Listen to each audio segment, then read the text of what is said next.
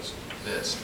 Now I have broader peaks, but maybe they're separated a little bit better than they were here. Right? And you might say this might be 1.2 mils per minute. I might say, well, what if I did 2 mils per minute?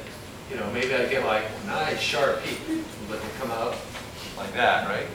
And so there's this impact of mobile phase velocity or flow rate. You know, and you can calculate it either as a linear velocity because you have a linear column, or as a flow rate because of mils per minute.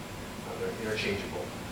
There's an interaction between how fast the mobile phases flow through the column and the separation. And I have two things that I'm battling against. One is at the fast flow rate, it comes out faster, naturally, but they're not resolved very well. The peaks are narrow and nice and sharp because I'm not allowing as much time for longitudinal diffusion and for eddy diffusion, all those parameters that are accounted for in the Van Dienker equation. I'm not allowing as much time for those processes to impact the separation. Okay. They're not resolved. At the other extreme, I slow it way down. I'm now dramatically increasing the contribution of those processes, eddy diffusion, longitudinal diffusion, mass transfer, kinetic contributions, to the broadening of my peaks. And now, this might take me 30 minutes, or whatever, right? And so now I have a trade-off of, they're not well resolved, but it's fast. They're still not well resolved, it's intermediate. Here they're resolved, but the peaks are really broad, and it takes me 3 times as long. And that's exactly the dilemma that's common faced. What's the best combination of things I do? You might get this kind of a result, and then you say, I've got to do something different chemically. Change my mobile phase, or choose a different column, or do something, because I'm not adequately separating these. Obviously, if you have a situation like this, if you did get to the point of saying, I think I'm happy with that, now imagine if you had 5 times less concentration of analyte, you'd get it something like this.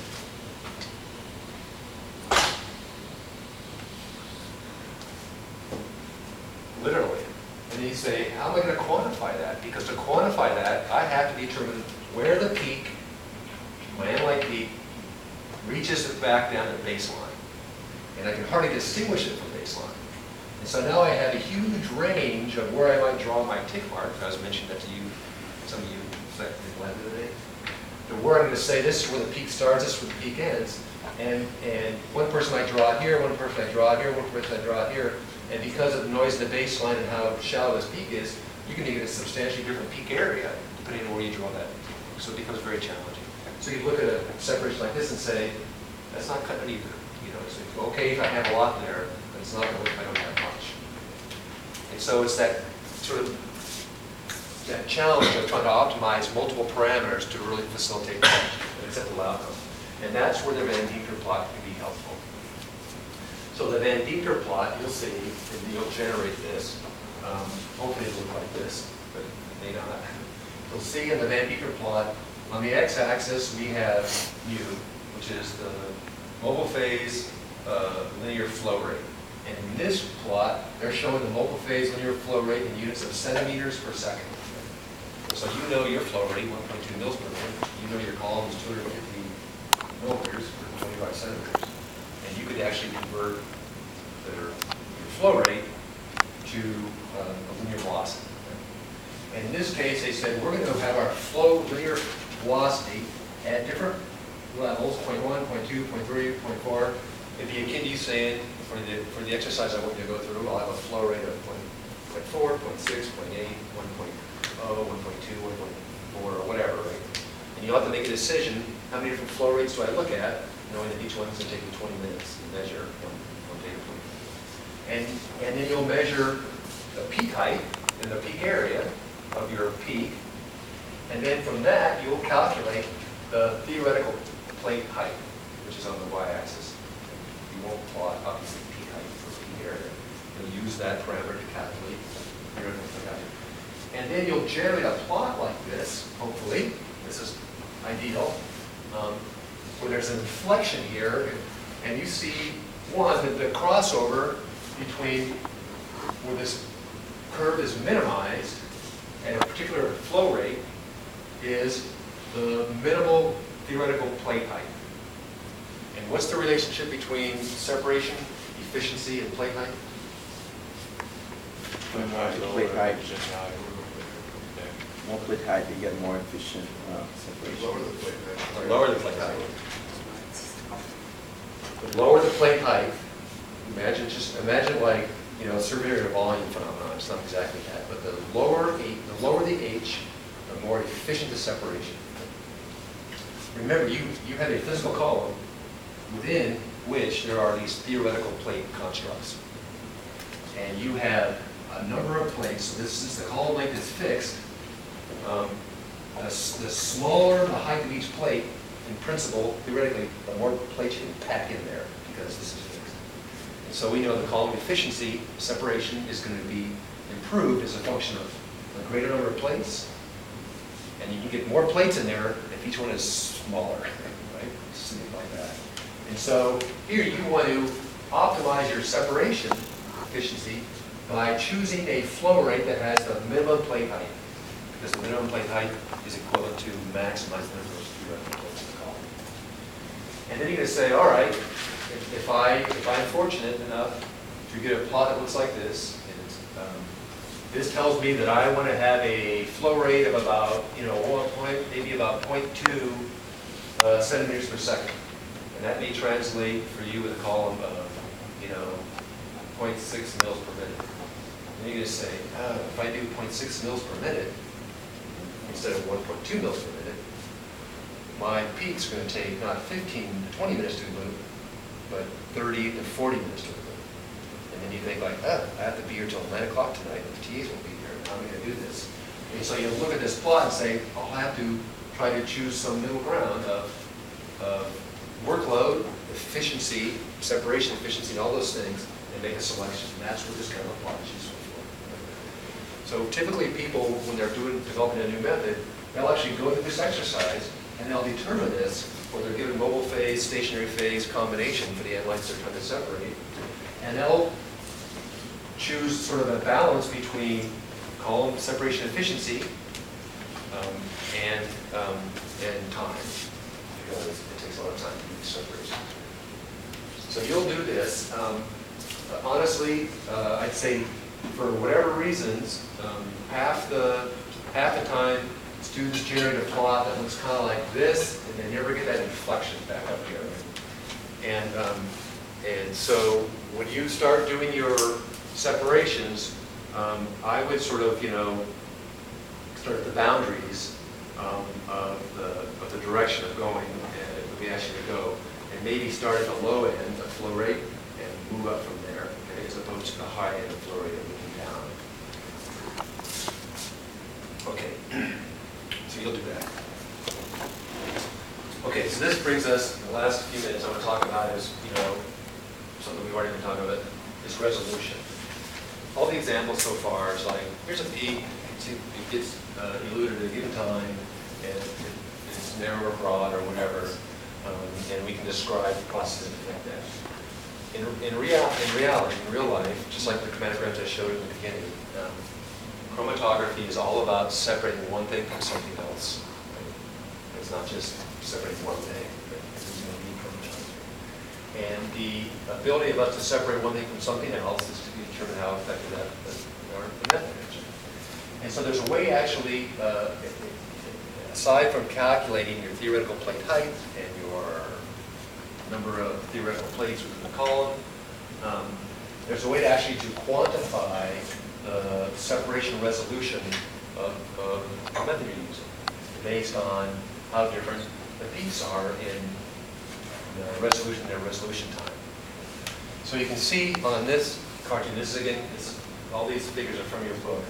On this cartoon there is these two peaks, A and B, and they have a resolution parameter is calculated as for the first one at 0.75, the second one is 1, and the third one here is 1.5. And the way that these are calculated to determine the resolution of the separation method is knowing that if you have these two peaks, we can look at several parameters. And so for peak A and peak B, we know there's a retention time for peak A, there's a retention time for peak B, And then we can look at the delta Z, which is the difference in the retention time between the two peaks. Okay? So how far apart are they in elution time? That's one thing. So we can look at, to calculate the resolution, we can look at the delta resolution time, or resolution time of the two peaks. And then we can calculate that over the width of the peak for A divided by 2 plus the width of the peak for B divided by 2. And so we can say, what is this parameter at time? And then take that parameter relative to how wide the peak is, right? Because peak centrifugal shapes, the water factor. And so I can calculate then that the width and then take half the width. So this is half the width, which is just then the width of A, the baseline divided by 2, or B, the baseline divided by 2. And I can calculate the resolution that way. I can rearrange this simply, now say that now I can do the 2 delta Z, which is now just going to be a function of the width of peak A and the width of peak B. And I can simplify that even further, knowing that we're talking about widths and resolution times. I can simplify that even further into 2 times the resolution time of B minus, sorry, not plus, minus the resolution time of A, and then I can divide that whole thing by the width of peak A plus the width of peak B. So all I'm doing is calculating the delta Z, which is the resolution time of B minus A, okay, and taking 2 times that. And then I'm adding up the total widths of peak A and peak B. And what that essentially is providing to me is an index of the resolution, which is essentially an index that gives me a parameter that I can compare from one separation scheme to another. And so you see up here when I calculate a resolution index of 0.75, there's significant overlap of the two peaks, right? When I calculate a resolution of 1, there is about 4%, what it turns out, about 4% overlap of these two peaks. And in some cases that may not be acceptable, not be sufficiently separated. And at resolution of 1.5, that's what it says, there's actually no overlap. And so oftentimes you could look and say, what might be an acceptable resolution? And a resolution of 1.5 has only about, less than 1%, maybe less than 0.5% overlap of the peaks. And depending on what you're trying to do, you may require different degrees of resolution for your two peaks to be able to be acceptable. But this is just a way that we can calculate that parameter and use that then to compare how things are actually separated from one scheme to the next. And that would be like to say, on the analogy I just did, I have a mobile phase that's carbonate by carbonate, I get that, then I change the pH of that mobile phase and make it slightly more acidic, and it helps my separation like this, but I'm still not happy. Then maybe I change to an acetate buffer system at a different pH and they're fully resolved separately. And then I can use the resolution index for those different combinations of conditions that I'm separating to actually compare and say, all right, aside from the visual comparison that I like this better than that, I can actually have a number which to compare them by. That's where the resolution comes from. Question. Yeah. Is that 2 or front like a factor for both the T? This? Yeah. It's a 2.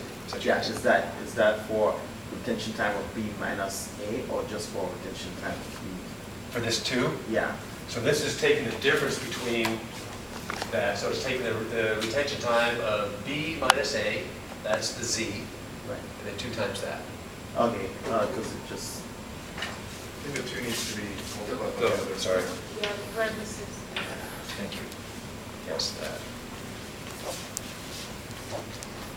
Okay. All right. A couple times we've gone over a few minutes, so now I'm going to stop a few minutes and make up for that time. You guys have any questions about anything?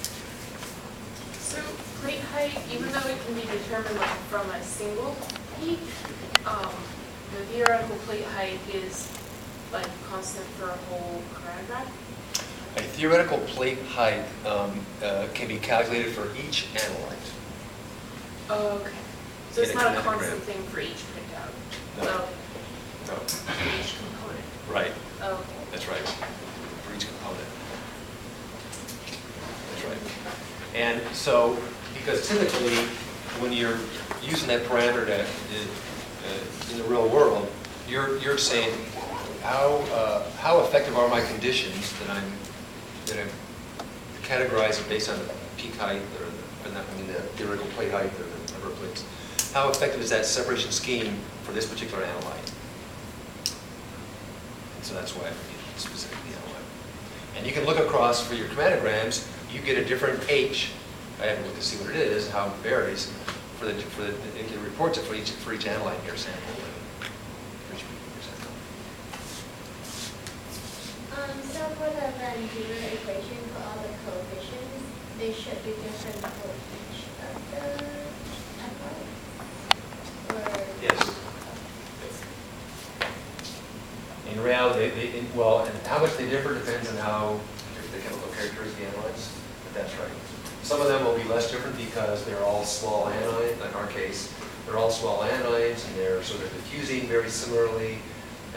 But one thing that may be different is the extent to which they may have mass transfer interaction with the stationary phase. But I think in most cases, for this kind of a thing, for what we're doing with anions, those parameters would be very, very similar for the different analytes. But other kinds of samples where there's analytes of different character, they can be very different. Why do we use plate heights to talk about things like, because it seems like we're talking about infinitesimally small changes across a column, right? Small changes in like this. And sort of how the species interact with the mass transfer and the diffusion, and how well the analyte is interacting with the stationary phase and the mobile phase. And I guess maybe it doesn't change as you go down the column very much, but it would seem to me that it would be better to use like an integral or something to just sort of sum up that interaction over the length of the column, rather than talk about plate heights. It would be, I think, and that's probably how it might be done if these were actual physical units in a column. Okay. Which they're not. Then if there were physical units, then you could actually understand, I calculated I had this many plates, and I had this process that's interacting with each plate, and then I could then do the integral of those interactions across the whole separation, the length of the column, and understand what that contribution of those interactions are to the peak shape or something like that. That would make a lot of sense, but because they're really a theoretical construct, it doesn't fit, it doesn't have any physical, in terms of the physical description that's used to describe that, it doesn't actually fit physically with what columns are actually constructed of, right? Because the process by which columns are separated and analyzed is a continuous process as you go through the column, right? That you have, there's hundreds of thousands of surfaces upon which the analytes are interacting.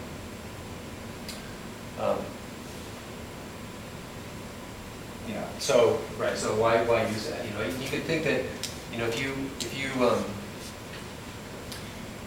if you were doing a separation, you'd expect that you should get some peak, and the shape that peak elutes off when it hits the detector should look exactly like the peak in terms of the distribution of those molecules in the mobile phase at the point at which you load it on the column, right?